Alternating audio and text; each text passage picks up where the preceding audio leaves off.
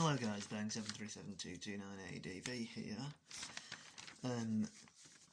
This is the answers video to the Q&A video which I posted the announcement of last week. So, here are the answers to all your questions which you asked me in the comments. Apologies if I pronounce any of the names wrong. If I do, please correct me in the comments. So first up, the only A. Pate. You look like a most interesting Homo sapien, so to speak. It will be great to see some videos more focused on your personality, e.g. your take on current events, or a daily vlog. Now that is probably something that I could look into if I ever have sufficient spare time on my hand to be able to do a daily vlog, which currently I don't, unfortunately, but if there ever comes a time where I have sufficient free time and such like, it's a possibility, let's say.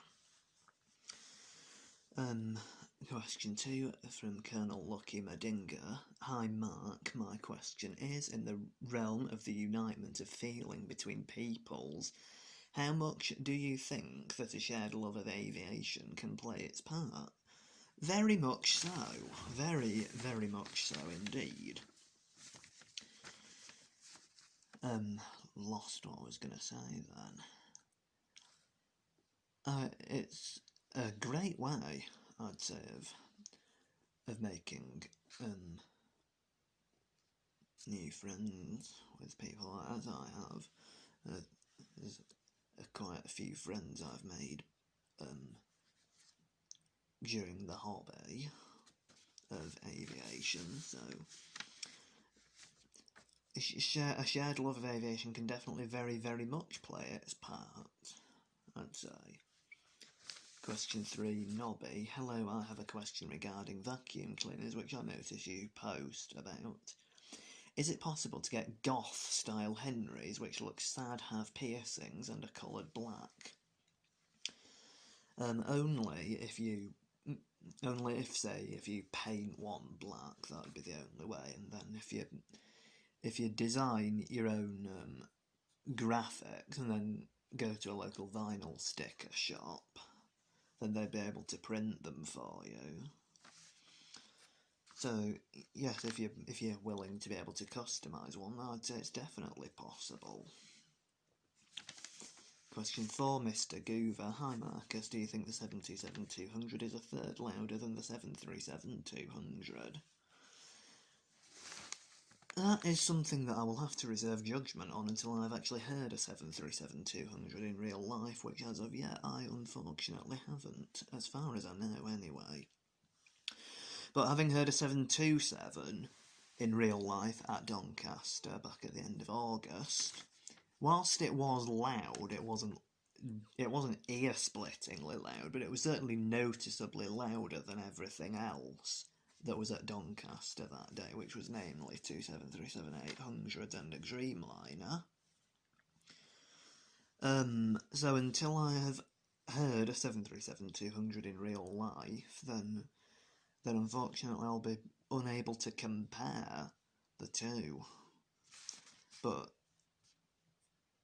I would say that the 727 probably wouldn't be all that much louder than a 737-200. But mind you, the one I saw had JT8D-200 engines on the outer two nacelles, and the centre engine was still JT8D-15, which of course is the sorts that's used on 737-200s, and they have slightly lower bypass ratio, so for all I know, the 737-200 could be a bit louder, but there's no reason why it wouldn't be, because obviously the 727 has more engines. It has 3, and the 737 obviously has 2. But again, until I've actually heard one in real life, I will have to reserve judgment on that. But certainly, as soon as I have heard a 737-200, whoops, drop the questions, you will definitely hear about it. You will certainly all know about it if I ever do see a 737-200. And I will definitely do some kind of noise comparison. Whether in video form or not, I don't know. Anyway, next question, Harry McAndrew. Only question I can think of is, what do you think of the first Leeds Chinese Yutongs? From what I've seen of them so far, I think they are alright. The interior looks a bit cheap on them, but what can you expect from a modern bus? As to other factors, for instance, probably ride quality, again I will have to reserve judgment until I've actually been on one. But certainly when I have been on one, I will get back to you on that.